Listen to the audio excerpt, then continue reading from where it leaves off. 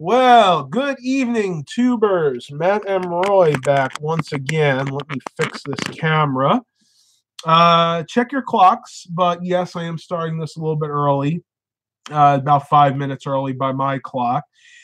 Reason I'm doing that is I took a whole bunch of Theraflu and stuff earlier, so I'm feeling good right now.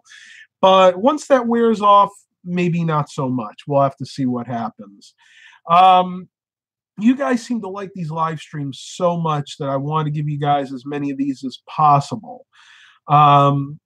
What's actually happening is I'm not sure what this is. I think it's just a cold. It started out with allergies, or what I thought were allergies, but then it moved from the ear canal, my eustachian tube, down into my throat, which is where I'm feeling it right now. Very scratchy.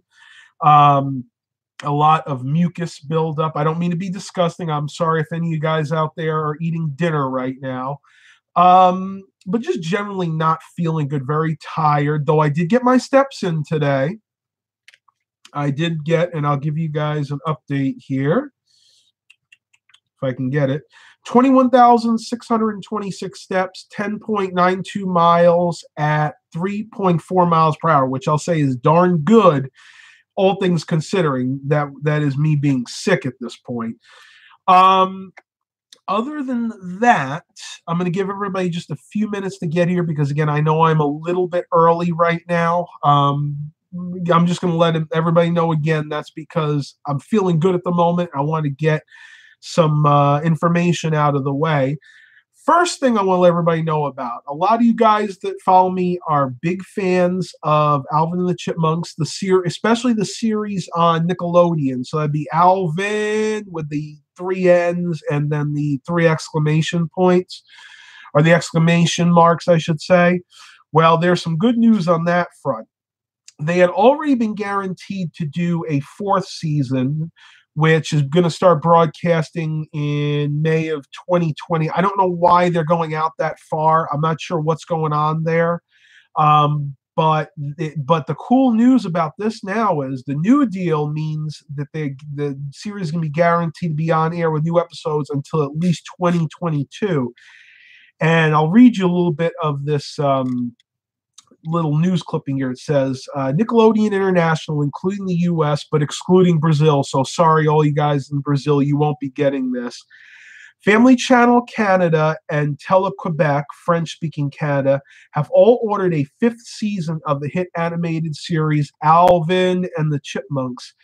California's Bagdasarian Production and French studio Technicolor Animation produced the series, with Paris-based distributor PGS. And you ever noticed how a lot of the characters, specifically the principal and I think some of the shop owners, have a French accent?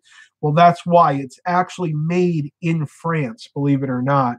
So that's great news for all of us that are big Alvin and the Chipmunks fans. There's at least 2 more seasons guaranteed, though we may have to wait a couple more years for it. I don't know. I'll be okay with that as long as they keep going. There's a spider on my wall. Where's a spider on my wall?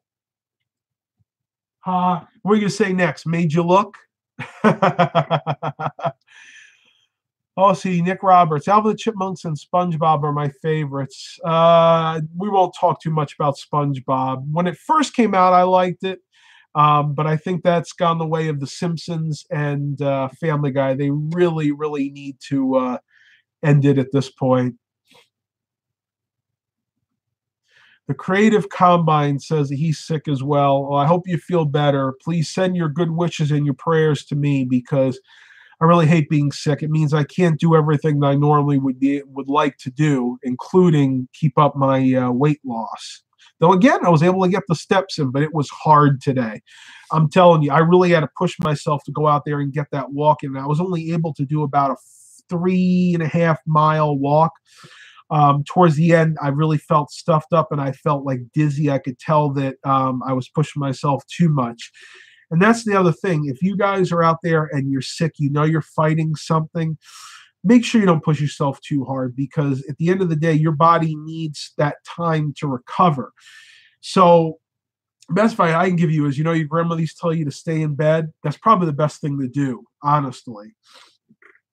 And yes, I am totally stuffed up again. Oh, excuse me. Ruben asks, how is your family and your cats doing? They're doing just fine. We actually spent some time in the trailer today trying to get them acclimated to that for the trips we're going to take next year, and they're actually doing really well in there as well. Baxter did not really like it at first, but now he's coming out and laying on the chair, laying on the couch with us. So they're really enjoying it at this point. I feel like I almost had to sneeze there. Nick Roberts, they keep repeating Alvin and the Chipmunks here in New Zealand early in the morning. Yeah, they're doing the same thing here, too. It's because they haven't made any new episodes in over a year. Oh, everybody's fine. The cats are fine. Mom and Dad are fine. Yeah, I'm just hoping I don't give Dad my cold. My mother is like immune to almost all sickness. I mean, she's maybe had 3 colds in her whole life and never had the flu. Dad and I, on the other hand, tend to be a little bit more sickly in that department. Not that we have any major problems, just that when the seasonal stuff comes along, we usually get it at least once every other year, and this seems to be my year. I'm just hoping not to pass this on to him. I don't know what it. Are you serious? Okay, Eric Brunhammer said the reminder doesn't work when you start early. That's interesting. I did not know that. Well, I think everybody at this point has probably seen that the video is coming up, the live stream. I think I posted this up like around 1 or 2 o'clock. So you guys had ample opportunity to see that there was a live stream coming. Spiky 911 USA says, have you ever tried a neti pot for your nose? I have not done a neti pot. I'm a little squeamish when it comes to those. I've seen people use them. I have some nasal spray I can use. It's a prescription nasal spray. I got it back when I was having the real bad eustachian tube problems. I'll probably try that later on tonight. It'll help me sleep. Another trick that you guys can try too, especially if you have the nasal congestion, right before you go to bed, take a hot shower. Don't turn the fan on and let the steam kind of permeate in there. Do that for about 15 minutes. It opens up your sinuses. I do that every night when I'm sick, and I usually sleep like a baby, even when I have a flu. Eric, okay, I'm gonna switch gears here because Eric is here, and I think a few other of you guys are the mechanics here. I don't know if you guys remember a while back I was talking about getting a second vehicle to possibly do like Amazon delivery driving. Well, I'm looking at possibly getting this particular vehicle. I made an offer, and the seller is thinking about it, and he's going to get back with me tomorrow. And if he accepts it, I'm going to go down and look at it. But let me tell you what it is. It is a 2007 Ford Explorer XLT Ironman Edition. It's got the 6-cylinder 4-liter, and it's got 158,000 miles, so fairly high miles. But looking at the pictures, I can tell you that the vehicle has been kept up well. You can tell it doesn't have any like scratches or anything like that. It's a leather interior. This is what the listing says. 2007 Ford Explorer XLT Ironman Edition for sale, asking $1,000 or best offer, 158,000 miles. Needs new crankshaft sensor, so it doesn't start at the moment. And then he goes into just saying everything else is fine. Heat and AC work well. I called up the gentleman owns. He's a younger guy. He's a college age guy, and he gave me the story of what happened. He was driving it. Everything was fine, and he was driving it, and all of a sudden, the vehicle conked out. He had it towed to the local Ford dealership in, actually, I think this one's in Virginia Beach. And they did a diagnostic and found out that the problem is the crankshaft sensor. And he said he has all that documentation to say, yes, that is the problem. I called him up, and he sounds like a legitimate guy, and I offered him, he said our best offer, offered him $600, and he's going to think about it. So he's going to call me tomorrow, And if he accepts the $600, I'm thinking I'm going to buy the vehicle. I am taking a gamble here because I cannot hear this thing run. I absolutely can't hear it run. He says it'll crank over. You can hear that the engine isn't locked up, but it won't start. I've already priced the job. The job to replace the crank position sensor is going to cost about $300 or $400. It's not something that I can do here or Dad can help me with. I'll have to bring it to a local shop, probably the one I get my tires at. So all in, I'm probably looking at about, with the tow, everything, probably about $1,000, $1,100. I just want to get your guys' opinions on this because a lot of you guys out there are mechanics, or at least more mechanically inclined than I am. So I'll start reading the comments, but to me, this seems like a really good deal. And I am going to do my due diligence. I'm going to check the oil, check the tranny fluid. I'm going to go over this thing with a fine-tooth comb before I even consider shelling out the $600. Eric Brunhammer says, I honestly wouldn't get it without hearing it running. And I get your point, and I may chicken out at the last minute. I still really want to go down. I really want to go down and at least see the thing. It's honestly in really good condition. He put up very detailed pictures, and the thing looks beautiful. And you got to remember, the only other reason I'm even considering this is it's already been through the dealership, and they've done a diagnostic, so they know what the problem is. But again, I don't know. That's why I'm kind of out here asking you guys what you think I should do. And if a lot of you say not to do it, then I may not do it. But I think at the very least, I'm going to go down and look at it. I haven't made a commitment to buy this at all. I haven't. I told the guy that I'm making an offer. That offer is contingent on me looking over the vehicle and being happy enough to take the gamble. So let's see. Eric Brunhammer is against it. Charlie Lipinski says it's really worth it for the special edition. And it is. It's the Iron Man edition. Spiky 911 USA said for $600, you can get that back in scrap if it turns out to be junk. You want to know something funny? I've actually already considered that. And you're right, scrap value is up at the moment. And for that vehicle, I know I can get at least $600 for it. Here's the thing. I won't know if that's the only problem until I get it fixed. So realistically, I'm probably going to have to at least shell out $1,000, maybe $1,100 for this. So worst case scenario, I bring it I buy it for $600. I bring it to the mechanic, have them do the job, factoring in the tow, and it winds up having something like a bad engine or bad transmission. I'm into this thing $1,100, $1,200. I may still be taking a $600 bath, which would really bum me out. Is it catastrophic to me? No, it's not. But that's why I wanted your guys' opinions. So you guys give me some good opinions here. I'm really glad of that.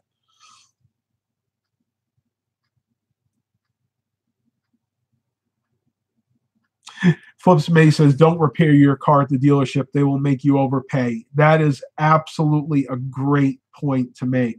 And I'm not. What I will do is if I do decide to buy this, I will have it towed to a local shop here that we use, and I'll have them do the job. And I've already priced it. The dealership wants almost $400 more to do that crank position sensor than the dealership wants $400 more to do it than this shop does. I've done a little bit more research, and it could be something else too. It could actually be the crank pulley itself. On those particular vehicles, those year Explorers with that 4-liter V6, if the crank pulley breaks, it actually takes the sensor out with it. So it very well could be both at this point. I don't know.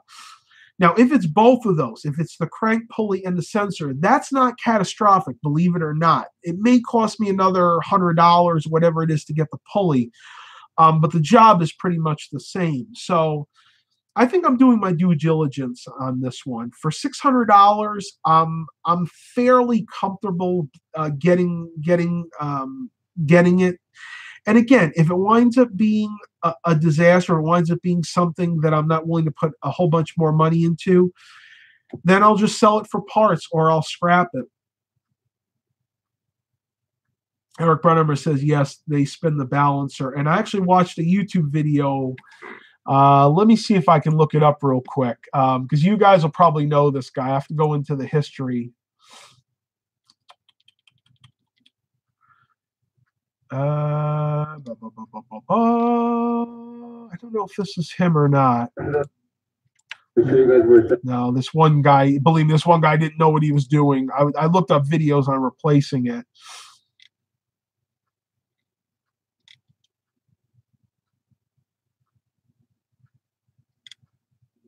I can't find the video right now, but basically what it was is he did an in-depth. He's a mechanic in North Carolina that does in-depth videos on his repairs, and it's about a 3-4 hour job. So that $400 mark for replacing it is not unrealistic. It's really a fair price.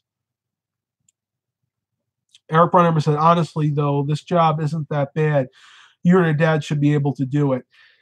We might try to do it. My dad's pretty much retired, and I don't have the mechanical expertise to do this myself. I would have to have his help. And honestly, for the price, I think I could probably get the job done for $350. I'd rather pay somebody to do it than to put that extra burden on my dad. But we'll see. I don't know. We still may tackle it ourselves. If I do, that'll be a good YouTube video for sure.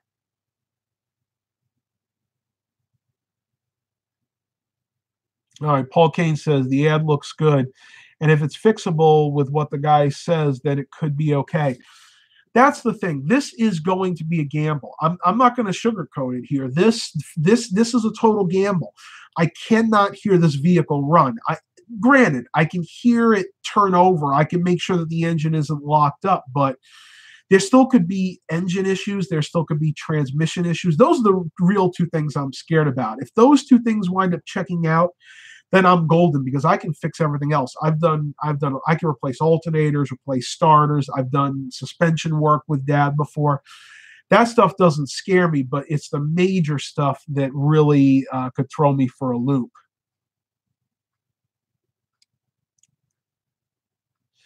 Yeah, I appreciate you saying that. And that's what my dad said. Eric Brunhammer said that the only specialty tool you'll need is a harmonic balancer pulley puller. And I'm thinking we might be able to get that from AutoZone.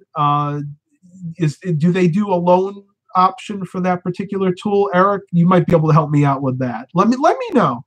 And I might Skype chat with you a little bit later if you don't mind.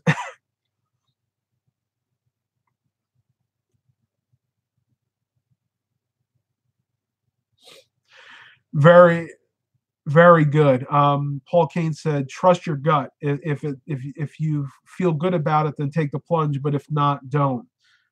Okay, yeah. Thank you, Eric. That's awesome. So he says they do have that tool. So it's very possible we might take the gamble. And again, the only reason, again, I'm considering this is because I do need a second vehicle. I am going to be trying to do Amazon delivery driving, and I don't want to use my Chrysler Town and Country to do that. I don't want to rack up all the miles on that. I want a quote-unquote beater vehicle. And all the research I've done about the 2007 Ford Explorers say they are very solidly built vehicles that can go to 300,000 miles. So the fact that this has 158,000 miles doesn't really scare me.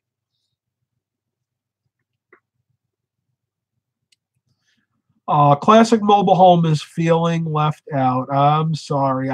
I swear I look to answer all the comments and questions. Excuse me. I actually don't see your question from before, so I don't know. This chat window is really weird sometimes. Yeah, that's a good point. I can do a compression test. Thank you, Spiky. I wonder if I'll have to ask Dad if he has the tools to do that with.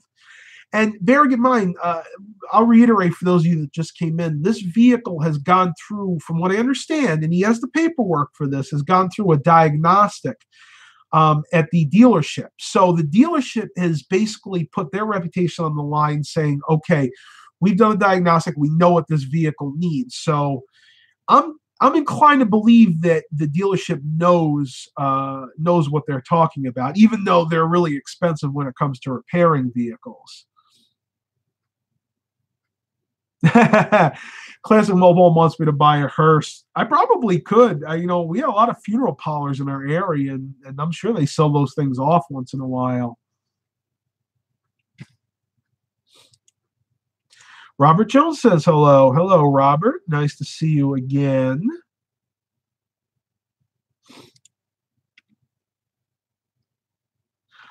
Eric Brunhammer asked, did the owner say why he isn't not getting it repaired? The only thing he told me, he's a college student, and he told me he was ready for a new vehicle anyway, and he just doesn't want to put any more money into this. I got the impression this is definitely a younger guy. I would say at most maybe in his early 20s, but just by the sound of it, I think he's probably in his late teens.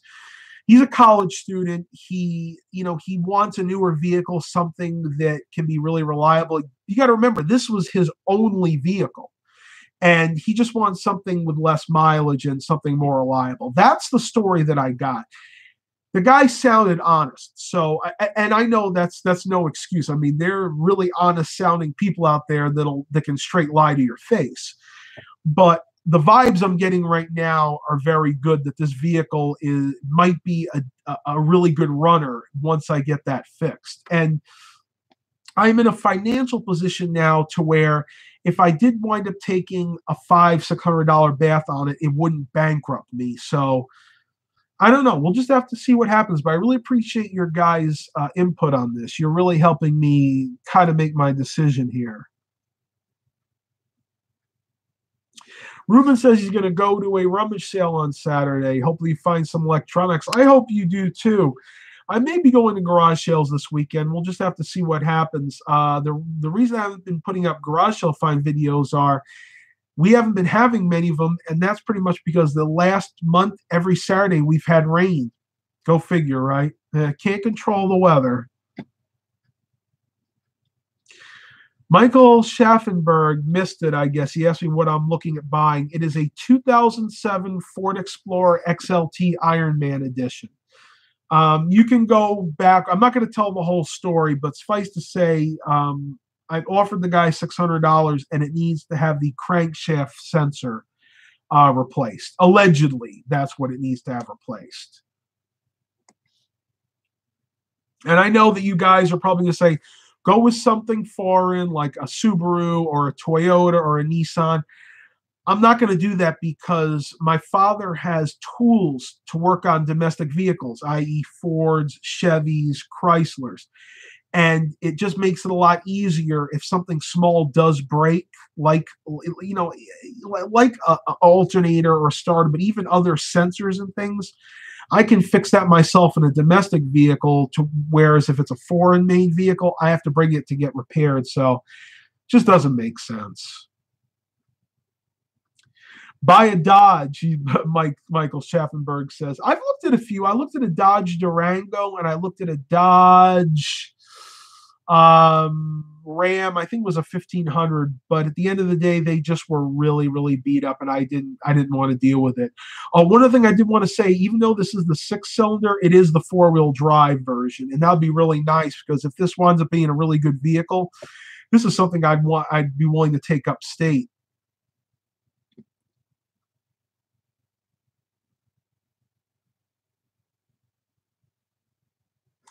Paul Kane says, if you're going to use the vehicle for Amazon deliveries, you might want to go with something better designed for deliveries, a full-size van, maybe with a diesel engine.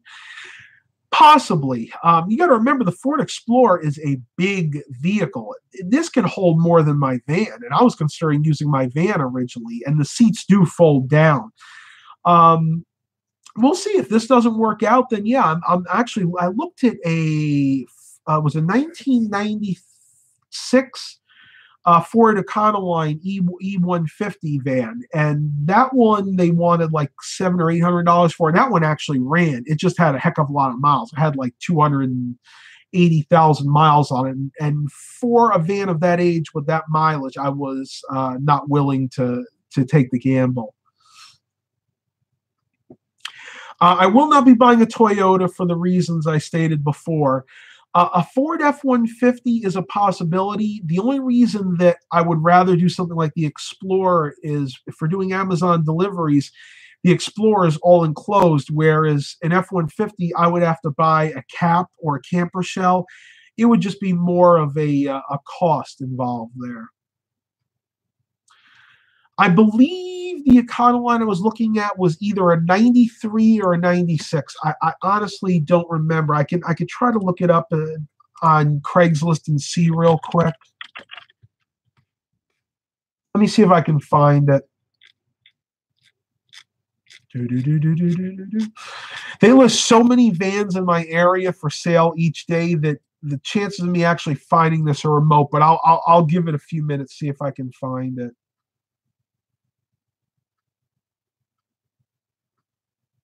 I don't see it, so I'm assuming they must have sold the van. But it was either a 93 or a 96. It wasn't anything to write home about. It was a work van. It had been used as it was originally one of those like club cars. It had all the seats in it, but that was taken out. The windows were boarded up, and you could tell somebody used it like for carpentry or something. It was not the 4.9. It was the 302. It was the V8. If it was the straight six, I would have jumped on that because believe it or not, the straight six, those were awesome engines. And just as Paul Kane said, bulletproof, and they went 400,000 miles. But this was not. This was actually the 302 V8, which is the engine I would least want to have in a van. And the reason being, I owned a 1988 Ford Econoline conversion van with the 302 V8, and that actually had the HO. That engine had been replaced with the one from a cop car. It was the high output 302, and that thing was a dog, especially when you had to tow with it. We towed our church's trailer for about a year with that van, and it had a hard time. As soon as you try to tow anything with it, you went from getting 20 miles a gallon to about 5 miles a gallon. Oh, sorry, I gotta clear my sinuses. Matt, are you Spanish? Am I Spanish? Do I look Spanish? No, I'm not Spanish. I'm actually mostly French, believe it or not. I got some Scandinavian in there, Norwegian.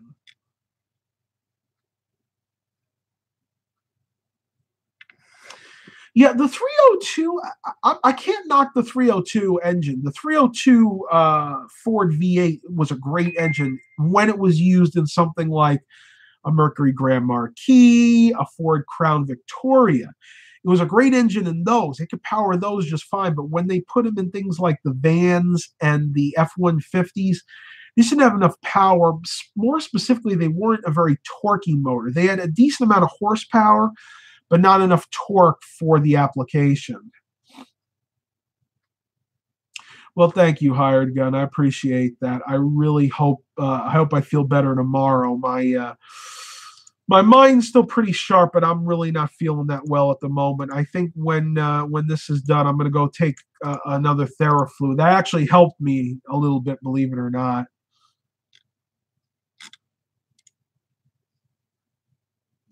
I just thought of something else. What I really need to do is try to run a Carfax or something.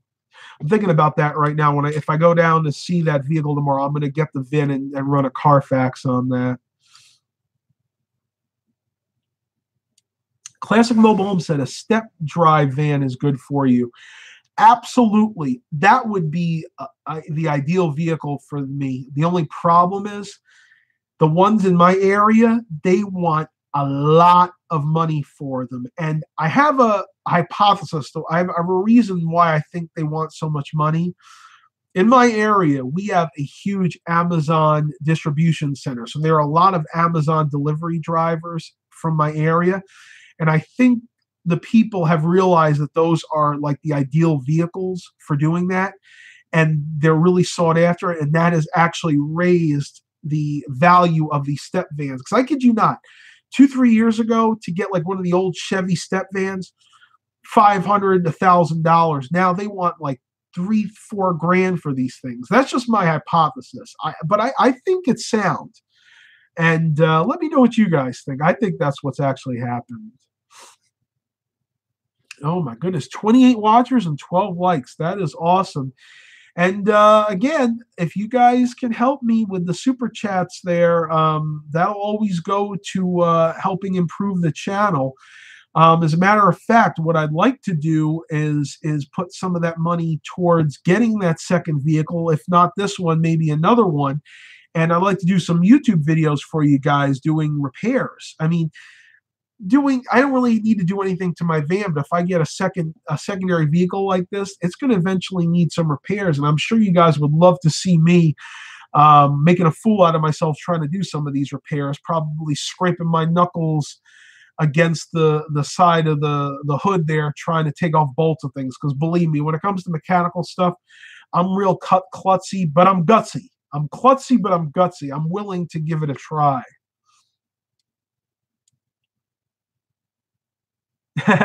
Flips May says, here in the LA area, cars are 50% cheaper in the ghetto. I can imagine. Probably don't want a lot of those vehicles, though.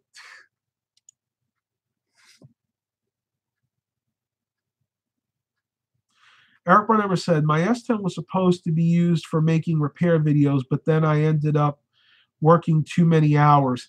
That's what happens to me. And honestly, other than the fact that I'm having a hard time making videos here because everybody's home, it's also the fact that there are not enough hours in the day. My actual job, the computer repair, the refurbishment process, doing the sales, listing these things on Craigslist, that coupled with doing the YouTube channel takes up a lot of my day. And I have other responsibilities too. You know, I take care of the household to some extent.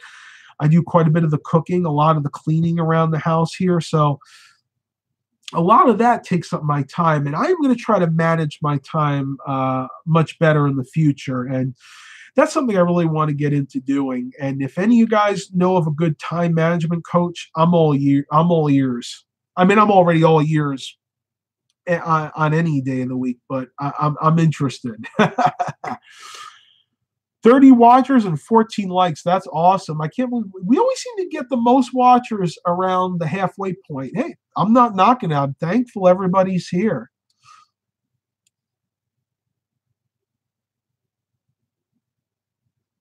Ruben says, try filming a bus ride for your channel and you can go to any city in the Hampton Roads area. That's a thought. Believe it or not, the buses don't usually come to my area. I live in what's called the boondocks or the boonies. Basically, this is like the very edge of the Hampton Roads area, and we just don't get a lot of buses that come in our area. I probably have to drive down to like Virginia Beach and then take a bus ride for you.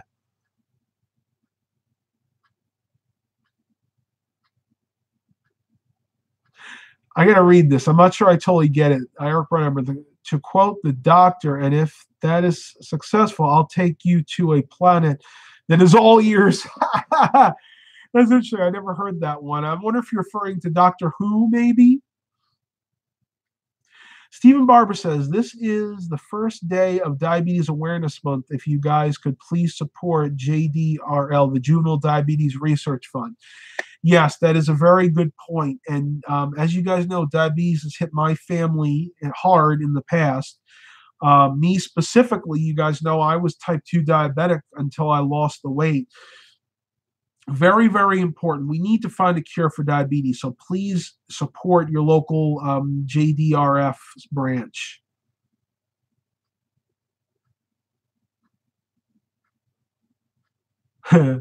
Trader one up. That's funny. I'm not going to read it, but that's funny. Yeah, Doctor Who. I kind of figured that is. Believe it or not, I've never seen a whole episode of Doctor Who. I saw bits and pieces of him when Matt Smith was in it. I thought he was one of the best. I think it's actually a female Doctor Who now, from what I understand.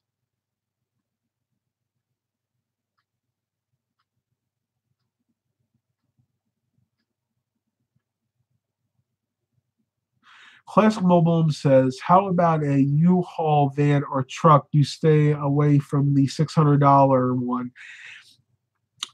You know, it's possible, but the only problem with that is if I get like one of those old U-Haul vans or trucks, they are really hard on gas because they're pretty much a full truck and they weigh a lot more. Now, I'm not saying a Ford Explorer is great on gas, but instead of getting 8, 9, 10 miles a gallon with that van, I'm gonna get more like 17 or 18 miles a gallon with the Ford Explorer. So that's just my take on it. I realize no vehicle I get for doing these deliveries is going to be great on fuel, but I just think a Ford Explorer would be a good vehicle for doing the deliveries.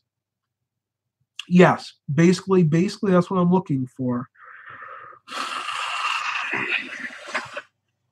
Oh my goodness, I am so sorry. I don't mean for you guys to see this live. It's just so hard to have to constantly blow your nose. Where is it? I just saw that.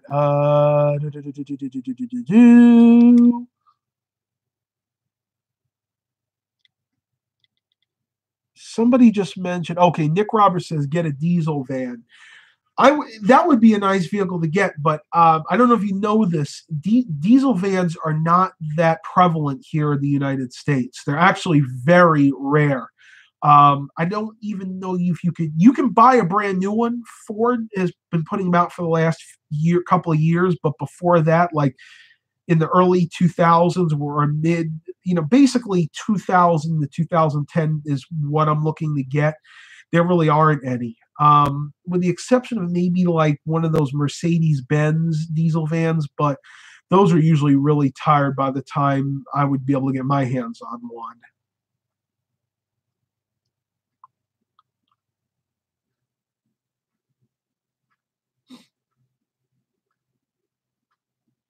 Yeah, I know. Max O'Neill, you made a good point. I know the diesel is pretty prevalent over in the UK, Germany, New Zealand. But here in the States, it isn't. I mean, we have diesel trucks and we have a few diesel cars. Like we do have the Volkswagen Jettas and the Passats with the TDI. But for the most part, diesel is not really that popular here, not for daily drivers. We're talking about more for long haul truckers and things like that.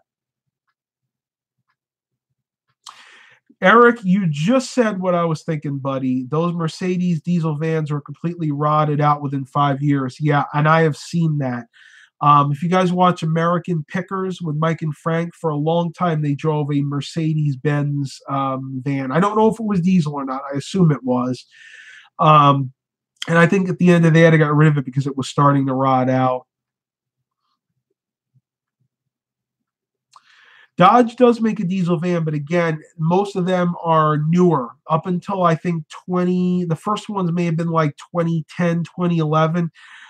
They're just too much money. You got to realize I am on a fairly tight budget here. I'm looking at spending no more than $1,500 for this second vehicle, and I'd like to spend less if at all possible. So they're just going to be priced out of my range, unfortunately.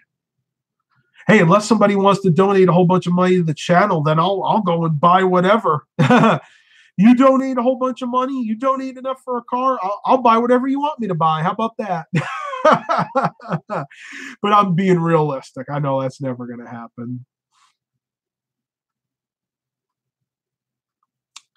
Interesting. Flips May says he just discovered Chevrolet makes a diesel Cruze.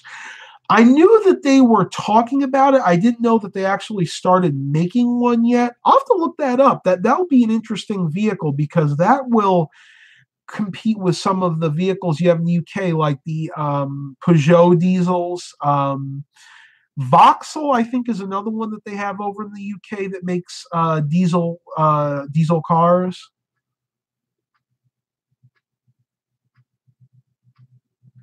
Don't Amazon check your car van? I assume they do, but I know a good friend of mine does Amazon delivery driving on a semi-regular basis, and he doesn't even always use the same vehicle. It's not like Uber or Lyft where you have to have a vehicle that they really approve of. Pretty much as long as the vehicle runs, they're okay with it. I know a few people that Amazon delivery drive. They actually deliver to me, and they're driving like 1997 Toyota Camrys with like 300,000 miles on it, and the bumpers falling off. Amazon doesn't care as long as it passed its safety inspection and the thing runs. That's about all they care about. Yeah, I'm not going to reiterate for everybody. If you want to know why I'm buying a second car, just go ahead and watch this from the beginning. It's just going to take too much time. I'm sorry.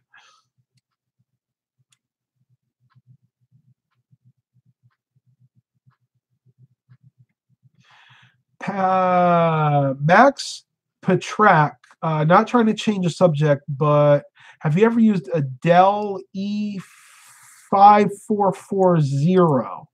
I need to look that up. Honestly, I don't know that one off the top of my head.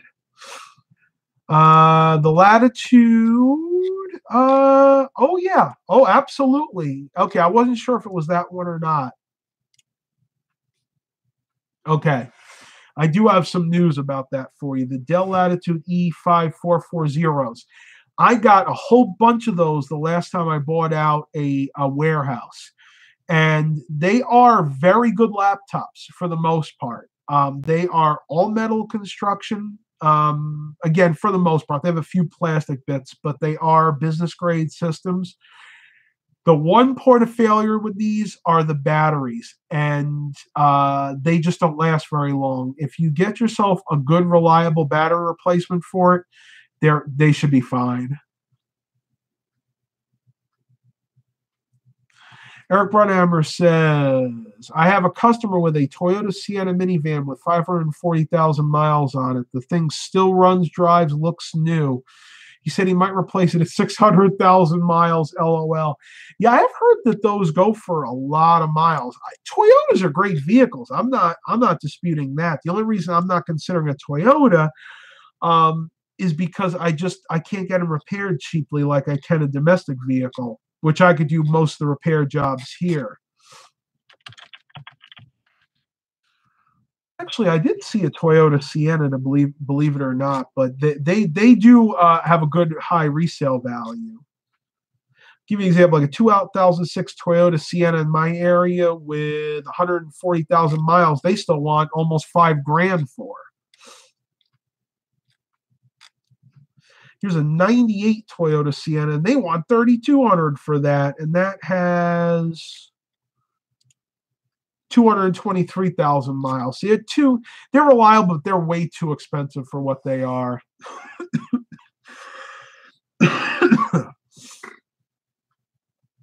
Probably gonna have to cut this short, guys. I'm really feeling lousy again, but we'll press on for at least a few more minutes here.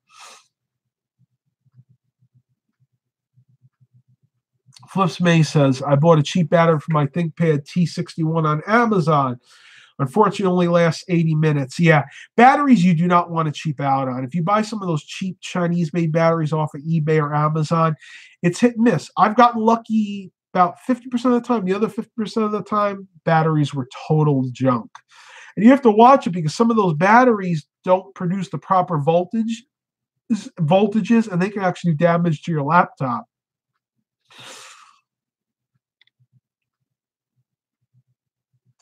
Nick Roberts obviously got a 1974 Econoline van. I actually saw one very similar. I think it was a 68 on Craigslist, but I wouldn't use that for deliveries. Those are collector's items. I would never. I have a deep appreciation for classic cars. My dad's collected them for years. I've gone to classic car shows. I would never abuse a classic like that. Never.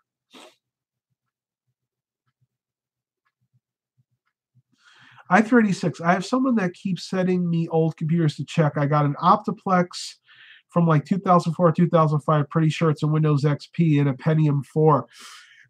Probably something like a GX 620, maybe a 520.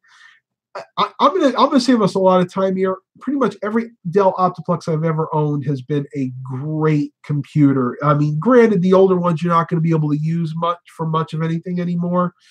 But I just love Optiplexes. They are really solidly built computers, with the exception of the 740, 755. Some of the ones from that era had motherboard issues. Other than that, you're pretty much golden with whatever one you buy. All right, tubers, I need to end it here. I am starting to feel real lousy. It's about time for me to take my next dose of Theraflu. I want to thank everybody for coming. You guys gave me some really good ideas. I am still seriously considering this 2007 Ford Explorer. I will keep you guys updated. Please continue to like and subscribe. And as always, have a blessed day, everybody.